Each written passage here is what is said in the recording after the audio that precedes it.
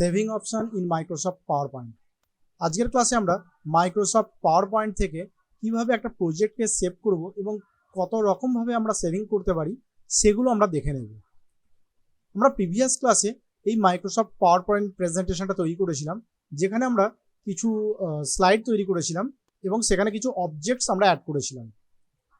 So first আমাদের একটা title slide ছিল এবং তারপর একটা পিকচার নিয়েছিলাম। সাপোজ এখানে আমরা একটা ভিডিও অ্যাড করতে চাইছি, তো আমরা এখান থেকে ভিডিও কমান্ড থেকে আমরা ভিডিওটাকে অ্যাড করে নেব। সাপোজ এখানে আমি জেব্রা ভিডিও ইনসার্ট করে নিলাম। ওকে, সো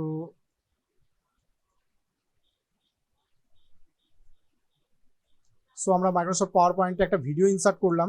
আমরা যদি চাই এখানে ভিডিওর প্রিভিউটাও দেখতে পারি এবং আমরা যখন এখান থেকে আউটপুট নেব তখন এই ভিডিওটা কিন্তু রান করবে।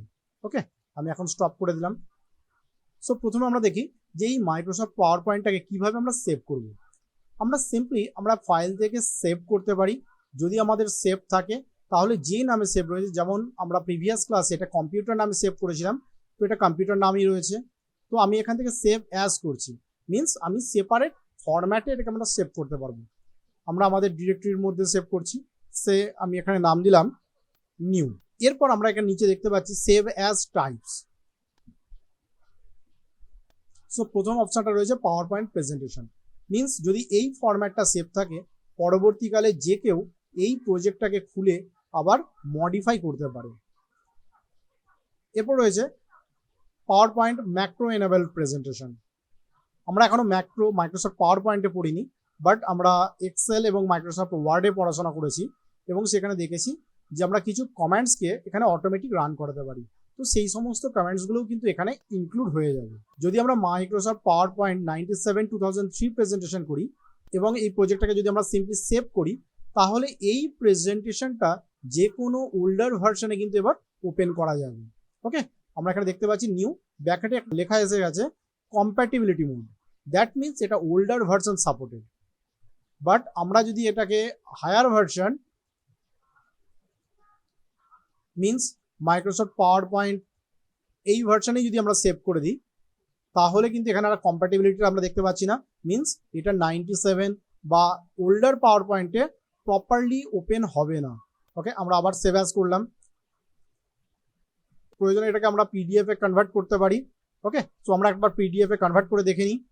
আমরা নিউ নামে একটা পিডিএফ ফাইল তৈরি করছি। আমরা যদি সেভে ক্লিক করি, ওকে, তাহলে আমরা দেখতে পাচ্ছি যে আমাদের প্রেজেন্টেশনটা একটা পিডিএফ, এটা একটা পিডিএফ রিডারে ওপেন হয়ে গেছে। It is not in power point presentation এবং প্রত্যেকটা স্লাইডকে আমরা এখানে দেখতে পাচ্ছি। So that is a PDF format. আমরা যে কোনো ডকুমেন্টসকে কিন্তু মাইক্রোসফট পাওয়ার পয়েন্ট থেকে পিডিএফ এ কনভার্ট করতে পারি। আমরা যে কোনো ফরম্যাটেই নিয়ে যাই না কেন, আমাদের সবসময় সেভ অ্যাজ এখান থেকেই কিন্তু এটাকে করতে হবে। এখান থেকে আমি সমস্ত অপশানগুলো বলছি না, কারণ সেগুলো বলতে গেলে অনেক সময় লেগে যাবে। যেগুলো সব থেকে ইম্পর্টেন্ট এবং খুব কাজে লাগে আমরা সেগুলোকেই দেখে নিচ্ছি। এখান থেকে সাপোজ আমরা power point show, it is very important option. Power point show means আমরা দেখে নিই কী হবে। সে নিউ, আমি এখানে নাম দিলাম শো, যাতে আমরা এই ফাইলটাকে পরবর্তীকালে প্রপারলি চিনতে পারবো না। দিয়ে আমি এটাকে সেভ করলাম। এখন যদি আমরা মাই কম্পিউটার থেকে আমরা এটাকে ডেস্কটপে ওপেন করে সেভ করেছি। ওকে, সো দ্যাট ইজ দিস। আমরা এখানে দেখতে পাচ্ছি নিউ শো। তো এই নিউ শো যে প্রেজেন্টেশনটা তৈরি হয়েছে, এর আইকনটা আমরা দেখতে পাচ্ছি একটু অন্য রকমের হয়েছে। যেমন এই আইকনটা সেপারেট, এই আইকনটা সেপারেট, এই আইকনটা সেপারেট, এগুলো সবই মাইক্রোসফট পাওয়ার পয়েন্টের icon, but it is slide show view মোডে রয়েছে। দ্যাট মিনস এটাকে যদি আমরা ডবল ক্লিক করি তাহলে কিন্তু আমরা এখানে কোনো পাওয়ার পয়েন্টটাকে এডিটটাকে পাবো না। আমরা সিম্পল পাওয়ার পয়েন্টটাকে এখান থেকে ডাইরেক্টলি রান করাতে পারবো। Okay, there is no editing version available. আমরা এখান থেকে সিম্পল পাওয়ার পয়েন্টটাকে রান করিয়ে আমরা কমপ্লিট প্রেজেন্টেশনটাকে দেখাতে পারবো। তাহলে আমরা যখনই মাইক্রোসফট পাওয়ার পয়েন্ট থেকে কোনো প্রেজেন্টেশন কাউকে প্রোভাইড করব এবং আমরা যদি চাই যে এই ফাইলটাকে কেউ এডিট না করুক, আমরা যে মোডে দিয়েছি সেই মোডেই ওটাকে যেন প্রেজেন্ট করা হয়, তখন আমরা কি করব, সেভ অ্যাজ অপশান থেকে আমরা ফরম্যাটটাকে চুজ করে নেব পাওয়ার পয়েন্ট শো।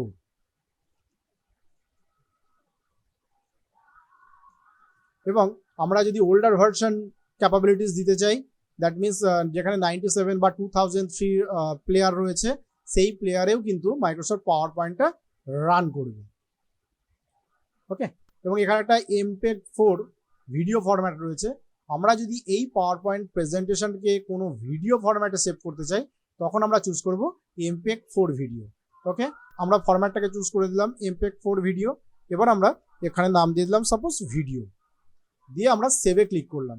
তাহলে আমরা মাইক্রোসফট পাওয়ার পয়েন্টে এখানে দেখতে পাচ্ছি এই মুহূর্তে ক্রিয়েটিং ভিডিও.mp4 ভিডিও.mp4 ইজ দ্য ফাইল নেম, এবং এই মুহূর্তে এই ভিডিওটা কিন্তু এক্সপোর্ট হচ্ছে।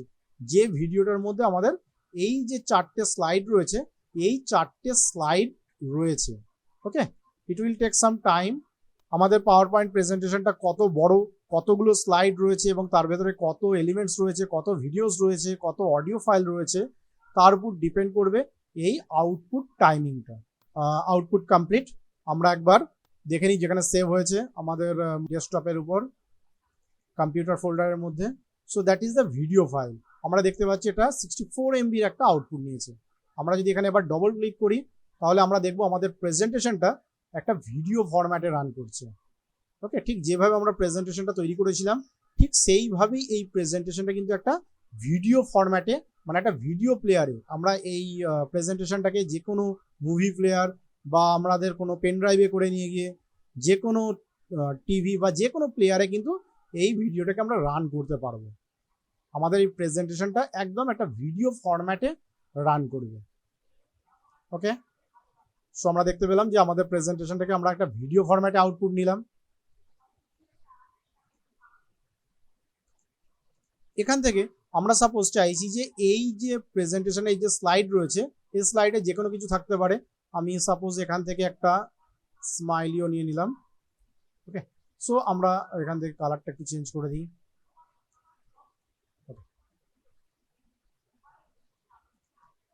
সাপোজ এই যে স্লাইডটা রয়েছে আমরা পার্টিকুলার এই স্লাইডের একটা পিকচার চাই, আমরা কিন্তু সমস্ত স্লাইড চাইছি না, শুধুমাত্র এই স্লাইডটা চাইছি।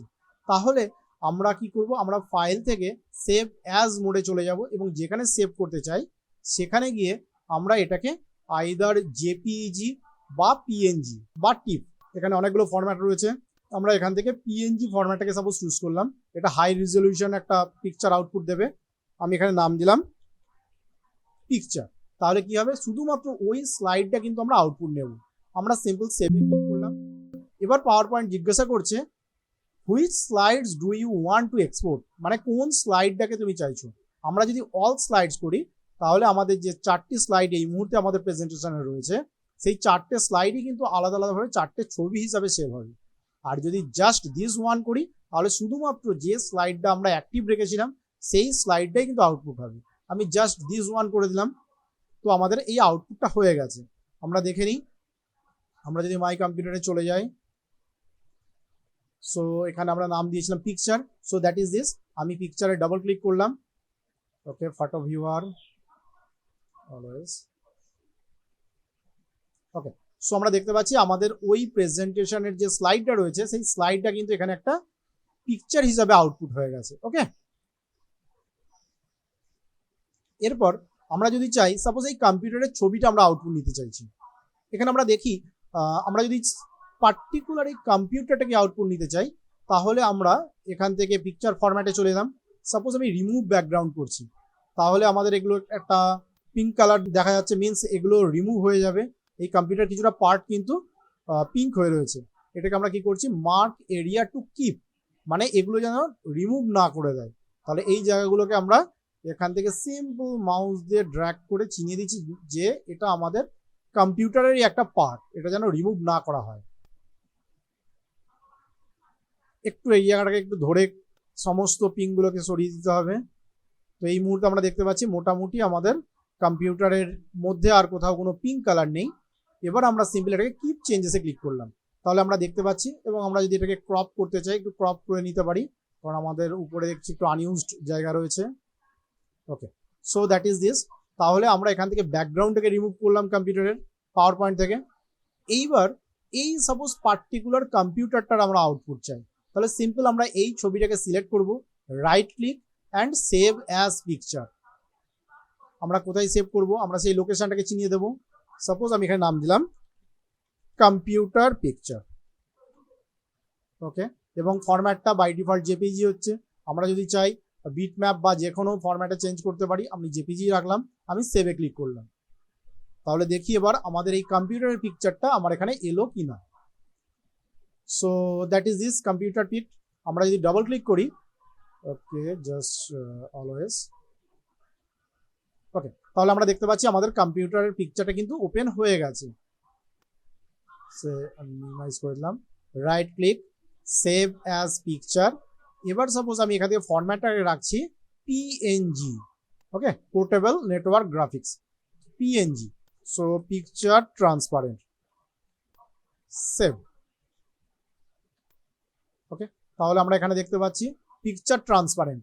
এবার যদি আমি এই পিকচারটাকে ওপেন করি, it is one transparent picture, okay, এর কিন্তু আর ব্যাকগ্রাউন্ডটা নেই। মানে আমরা পাওয়ার পয়েন্ট থেকে একটা ছবিকে উইথ ব্যাকগ্রাউন্ড, উইদাউট ব্যাকগ্রাউন্ডেও কিন্তু আউটপুট করে নিতে পারি। ঠিক সেম এইভাবেই আমরা যদি এই স্মাইলিটাকে আউটপুট নিতে চাই, মিনস যে কোনো শেপকে আউটপুট নিতে চাই, তাহলে same procedure, right click and save as, এবং এখানে আমরা যা নাম দেব, আমরা সাপোজ নাম দিলাম স্মাইলি এবং সেভ করে দিলাম। তাহলে এই স্মাইলিটাও কিন্তু আমাদের এখানে আউটপুট হয়ে গেল। আমি এখান থেকে মাই কম্পিউটারটা দেখে নিই একটু। তো দ্যাট ইজ দ্য স্মাইলি।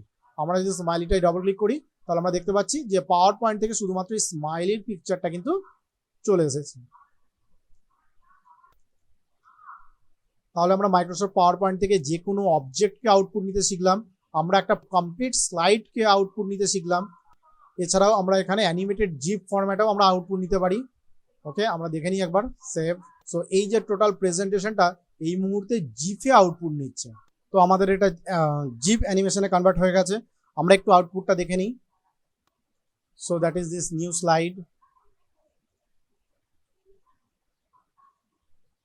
তাহলে আমরা দেখতে পাচ্ছি এটা একটা জিপ প্রেজেন্টেশন কিন্তু এই মুহূর্তে আমাদের সামনে রান করছে। That is zip presentation. তাহলে আমরা বুঝতে পারছি মাইক্রোসফট পাওয়ার পয়েন্ট থেকে কিভাবে আমরা একটা প্রেজেন্টেশনকে আউটপুট নেব, যেখানে যেমন দরকার পাওয়ার পয়েন্ট থেকে কিন্তু আমরা সেইভাবে সেই ফরম্যাটে আউটপুট নিতে পারি। এছাড়াও আরেকটা অপশন আছে সেভ অ্যাজ ছাড়াও, দ্যাট ইজ এক্সপোর্ট। আমরা যদি এক্সপোর্টে ক্লিক করি, এখান থেকে কিন্তু আমরা পিডিএফ বা এক্সপিএস ফরম্যাটে আউটপুট নিতে পারি। আমরা এখান থেকে ভিডিও ফরম্যাটে আউটপুট নিতে পারি। আমরা যদি এখান থেকে ডিফাইন করে দিই যে আমাদের যে ভিডিওটা আউটপুট হবে সেটা ফুল এইচডি হবে নাকি ইউএইচডি হবে, মিনস 4K, ওকে, নাকি আমাদের কম রিজলিউশন হবে, সেটাও আমরা ডিফাইন করে দিতে পারি। এবং এখানে অ্যানিমেটেড জিপ, যেটা আমরা একটু আগে করলাম, আমরা যদি চাই এটাকে 1080 পিক্সেল রেখেও কিন্তু আমরা 24 FPS এ আউটপুট নিতে পারি। এবং এখান থেকে আমরা ডিফাইন করে দিতে পারি কোন স্লাইড থেকে কোন স্লাইডের আমরা জিপ অ্যানিমেশন চাই। যদি আমরা আমাদের একটাই স্লাইডের দরকার, তাহলে আমি 1 to 1 করলাম। দ্যাট মিনস এবার যদি আমি ক্রিয়েট জিপে ক্লিক করি, তার মানে একটা স্লাইডের জিপ অ্যানিমেশন কিন্তু আমরা আউটপুট নিয়ে নিতে পারবো, যেটা আমরা যে কোনো প্রেজেন্টেশন বা যে কোনো জায়গায় ব্যবহার করতে পারবো। ওকে, এছাড়া আমরা প্যাকেজ সিডি, আমরা এখান থেকে ডাইরেক্ট সিডি ওয়ার্নিং করে নিতে পারি। ক্রিয়েট হ্যান্ড আউট, মিনস যে কোনো রকমের ব্রোশিওর বা এই সমস্ত জিনিস যদি আমরা তৈরি করি, তাহলে ক্রিয়েট হ্যান্ড আউটস করে সেখান থেকে আমরা আউটপুট নিয়ে নিতে পারি। আর চেঞ্জ ফাইল টাইপস, আমরা এই পাওয়ার পয়েন্টটাকে অন্য ফরম্যাটে কিন্তু সেভ অ্যাজ করে নিতে পারি। তাহলে আমরা মাইক্রোসফট পাওয়ার পয়েন্ট থেকে কিভাবে আমরা সেভ করব বা রেজাল্ট আউটপুট নেব, সেটা আমরা আজকের ক্লাসে শিখলাম। ওকে, সো আজকে এটুকুই থাক, বাই।